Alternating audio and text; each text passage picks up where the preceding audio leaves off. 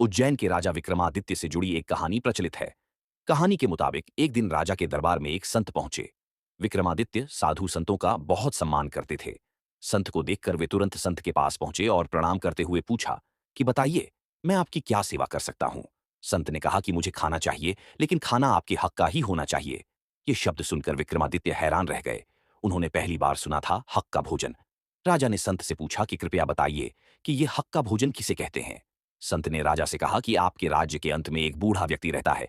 इस बात का जवाब आपको उस बूढ़े व्यक्ति से मिल जाएगा। संत की बात सुनकर राजा तुरंत ही उस बूढ़े व्यक्ति के पास पहुंच गए। वह बूढ़ा व्यक्ति एक जुलाहा था। राजा ने उससे पूछा कि कृपया आप मुझे बताएं कि ये हक का भोजन क्या होता है। जुलाहे ने कहा कि आज मेरे पास जो खाना है उसमें आधा मेरे हक का है और आधा दूसरों के हक है।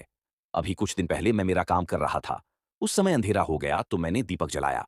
उसी समय कुछ लोग मशालें लेकर यहां से गुजर रहे थे, तो मैंने मेरा दीपक बुझा दिया और उनकी मशालों की रोशनी में अपना बाकी का काम कर लिया।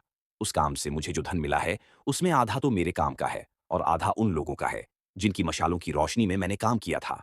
इस कारण आज का ये खाना आधा मेरे हक का और आधा बेहक का है। बूढ़े जुलाहे की बातें सुनकर राजा को समझ आ गया कि संत उससे खुद की मेहनत का खाना मांग रहे हैं। इसके बाद राजा ने खुद की मेहनत से कमाए धन से उस संत को भोजन कराया।